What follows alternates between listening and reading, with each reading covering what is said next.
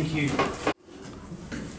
I'd like now to introduce Nic Holas. Nic is a writer and activist and co-founder of the Institute of Many, an international social umbrella for HIV positive people. It's nice that it's a mirror of the MIT in the US, maybe with some similar prestige. I think it mirrors the prestige, unfortunately. He's also a writer focusing on people living with HIV, the contemporary gay experience and sex positivity. Nic has been published in many magazines, and as I said more recently, he was a presenter on the Q&A session of part of AIDS 2014, and he got much adoration by Australians. So please welcome Nic. Some not so adoration from some Australians too, that was just as fun. Thank you. Hello everyone. Just popping this one up, just make sure it works. Wonderful. I'll kind of whip through some of this as quickly as possible because this is a forum, and I think we all have very strong opinions on good old PrEP and sex in general. But this is kind of, I guess, a community, at a community level overview of what PrEP might mean for us as gay people, as MSN, as HIV positive people, which I proudly am. So I'll kind of whip through. Firstly, taking us back in time to the late 70s and early 80s, and asking ourselves, what will PrEP mean for gay men? Majors of the side switch. Very good. So think back to the pre-AIDS culture in the West, which we now romanticize as this kind of golden era of homosexual interracial. But as modern periods go, it was pretty darn good. It was the days of disco, it was the days of the highest level of visibility for gay men in Western culture that we'd ever had. And so as a result of that, there were more out gay men, and as a result, there were more gay men fraternising. And really, really enjoying themselves, and so it was absolutely the age of sex. I think it was also the era of the highest number of STIs in the form of chlamydia, gonorrhea, syphilis, etc. STI levels that dropped dramatically with the changes that happened in the 80s. But it was a wonderful time, Speedo. And as you can tell by my moustache, it's my favourite period in gay history. Nic, I'll just interject a little bit. I'm old enough to actually have been alive then, and the catchphrase was, herpes is forever. So then, like, that was the worst thing you could get. That was the worst thing you could get. Everything else was treatable, right? Yeah, and not that right, big a deal. exactly. Yeah, until along came the early 80s. And lest we forget, that time it started with GRID, which then became AIDS, and as we discovered was caused by HIV. I keep this photo up on my computer. It's my favourite artist and activist, David Renarowicz, who was I guess you could call him the opposite of Keith Haring, an artist who was so angered by what he saw in his community that drove him to some of the most incredible works. And that's his leather jacket he wore in an ACT UP activation. And when I saw it, I cried. It's an incredible time. But for us, we really did think the party was over. Also, we thought, I mean, in reality, and I'm going to be open here and crass, gay men kept fucking, we kept having sex, and we just got inventive. A lot of people don't know this, but it was the gay community who kind of saw what was happening to us and went, we need to protect ourselves, we need to start adopting condoms. It wasn't health officials, it wasn't the newly created AIDS councils or organisations that said, you guys should start using condoms. It was gay men that went, let's use condoms. Two, we mustn't forget a lot of opposition. People told us that we shouldn't be using condoms. And so we did wonderful things here, like covering Jesse Helms' house in a condom. But the point is we fought, and we fought people like Jesse Helms, we fought people like Fred Nile, and we won. Condom use became the norm. It became what we had to protect ourselves, and that was our only barrier against HIV. However, 30 years on, we've been living under a very big shadow for a very long time. For some of us, our whole lives. I'm the exact same age as AIDS as it was. What a calamity. The same age as it was classified in the Northern Hemispherical summer of 1982. The same age as it was classified in the Northern Hemispherical summer of 1982. I have to say, as a gay man, that's a pretty big cloud to grow up under, and it's one you don't forget easily. However, even though we haven't necessarily known any different, we know it should be better than this. We know it should be better than it has been, and we know what we deserve, which is sex, which is pleasure, and it's nothing to be ashamed of. The amount of sex we have as gay men is cause for celebration, not shame. I just want to put that out there, and I'm an incredibly sex-positive individual. Sex is a huge part of my life, and I will not be put into a corner and told that the amount of sex that I desire is something to be ashamed of. So I'd really like to leave that behind in Canberra and nothing else, because I'm STI-free, just in case anyone needs to know. However, where we are now is a really interesting space, and I've put this up here because so much of our negotiation of sex has gone digital. Our gay centres and our gay clubs are disappearing. I mean, I know you guys have just the one in good old Cube, and I've been kicked out of there once before, so I know all about it. In Sydney, where I'm from, Oxford Street is a ghost town. Just today, a friend of mine who does the Inquisition and Wolf Club parties posted a series of videos of him walking around Oxford Street last night at 11 o'clock, midnight or something like that, and there is literally nobody on the street. Our culture is changing, but the amount of sex that we're having is remaining the same. We're just finding it differently, and what that means is new levels of negotiation. As positive people, that changes things. It used to be that we'd go to a certain bathhouse, and that'd be the pos cruise club, and that's where we'd fuck, or we'd have our pos friends and we'd know to just fuck them, or we'd have our codes. Now it's all written large on the internet, and that requires an extra level of negotiation.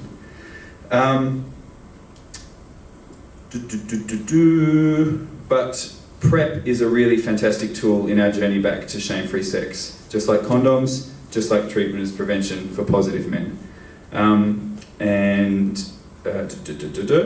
There's a question that just came up then of will it stop men using condoms, this whole PrEP debate? Possibly. Are they already doing it? Yes. That's a reflection of where we're already at. And I think there's so much vitriol online coming from the positive community, from those who survived the epidemic, who I've read and got into plenty of arguments with on the internet, men who say, you don't know what it was like, I've lost so many friends, how can you just throw all that away and stop using condoms and stop living what we fought for? And I see it from young negative guys who are like, how can you take these risks, how can you make these choices? For me, it all comes back to the fact that we're already in a space where these choices are being made. And the more open we are, the more informed we are, we're never going to make the wrong decision if we have the right information.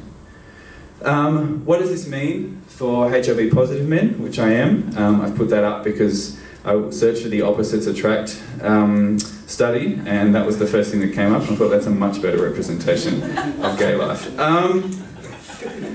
But what's so exciting about the PrEP debate as a positive person is that it's, for the first time, shared responsibility of the treatment as prevention revolution can happen between negative and positive people.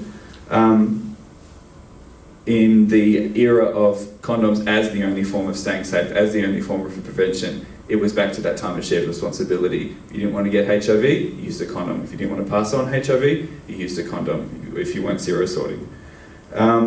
Now, we're in a space where treatment is prevention, which is something that I use a lot as a risk reduction strategy, as a positive person, can now be offered to negative people who have that same choice. And when it comes down to it, that's what we're really talking about here with PrEP, is choice. There is not going to be one mandated thing, and gay men, positive and negative, will not have to line up and open their mouth and have their pill shoved down their throat to make sure that they're staying safe. Just in the same way that we won't have the whistleblowers who used to walk around bathhouses shining lights and blowing whistles when they discovered people having unsafe sex. You know, we've never forcibly put condoms over our penises from other people, and we're not going to start shoving pills down people's throats. It really comes down to the notion of choice, and it's a really exciting time to be in. I put this up here with UVL, which is undetectable viral load, because, as we've said, it's become the new shorthand for negotiating sex online, just in the way that on PrEP is creeping in. And I put it up there because it's still a big grey area. I think that the science is sound on this. We've seen the results from the partner study. I mean, we're really living in the kind of, I call the third wave of HIV, the children of the partner study, the children of the Swiss statement, I should say. And even though the science is sound, from a community point of view and from a historical point of view, we're just not quite ready to accept it. I think the loss was too great, the grief was too much, and the ghosts are still hanging around. And so even though on paper it all makes sense, from a community point of view, it's so much harder to let go of those fears and that shame. And I would just always say that the choices we make do not disrespect those elders that are no longer with us. If anything, it honours their memory by pushing and continuing to live the lives that they were fighting very hard to lead. Coming back there to another question of what are the Truvada whores, which was kind of asked of me, just in case from a community perspective you've seen this happening online. The Truvada whore movement is an activist group that came in reaction to that term being used in a disparaging way against negative guys on PrEP. It's caused quite a fantastic activist movement over in the States with a bunch of guys owning and reclaiming that term that was used disparagingly against them as a fantastic kind of bold statement. It's like a slut-shaming gone mad. So you've got the very handsome Peter Staley, the star of that amazing documentary, Who's Going to Be My Future Husband One Day.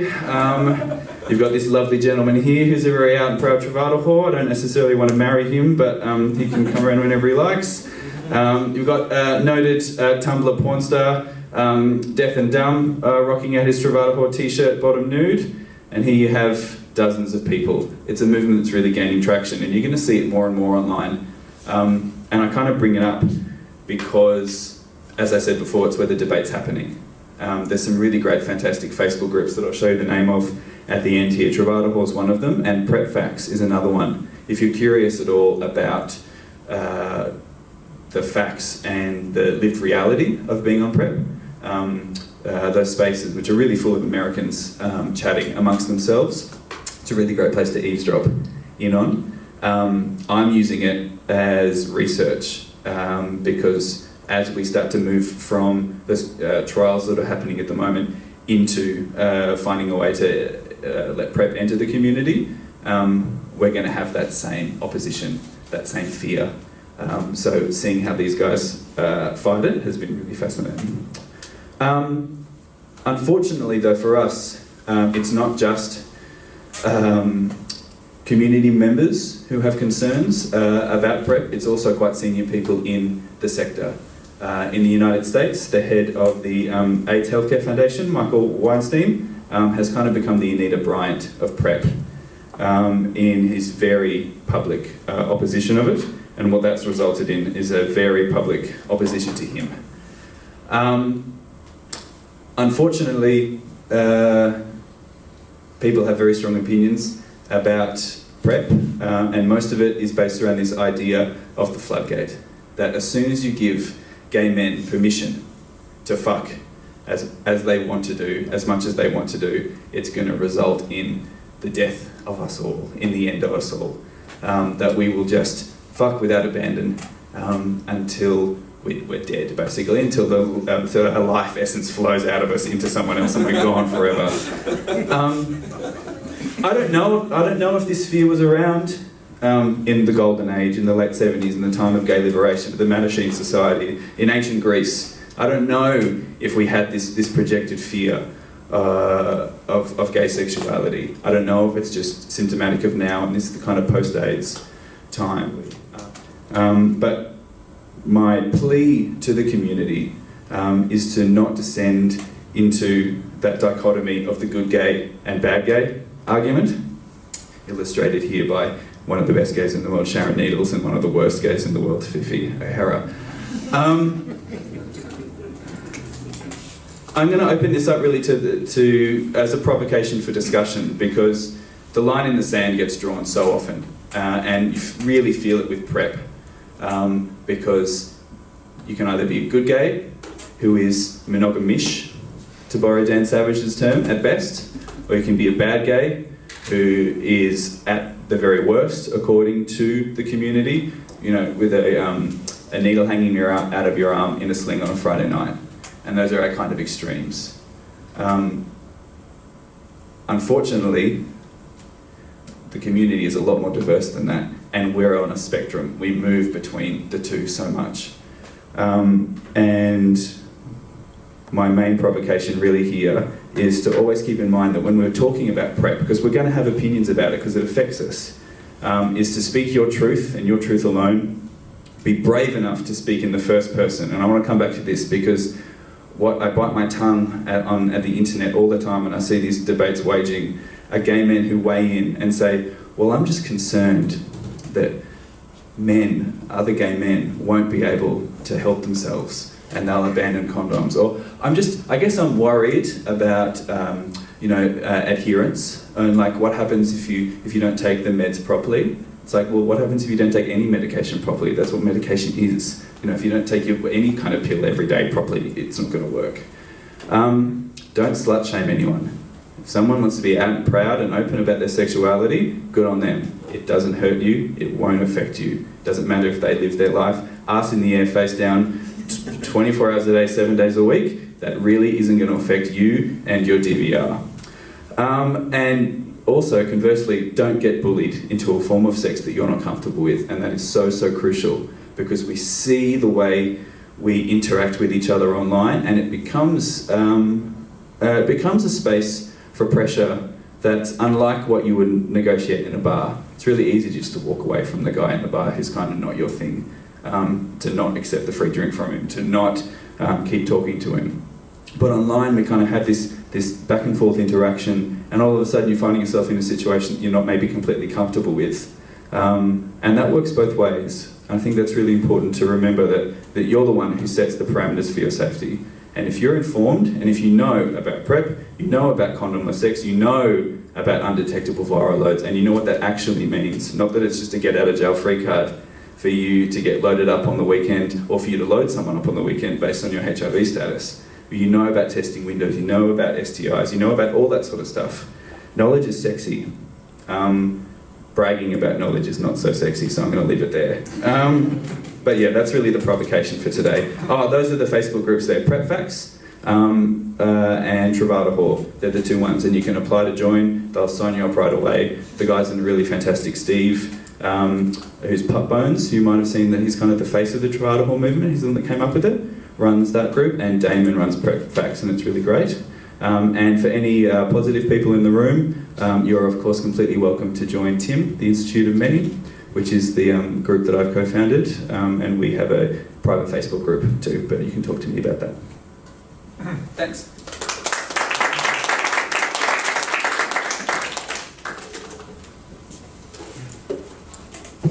Well, thank you. I'm sure we've started the storm conversation this evening, and hopefully we'll get a bit rowdier, but as Nic has said, let's make sure there's respect in this conversation, and let's make sure we treat everyone with dignity.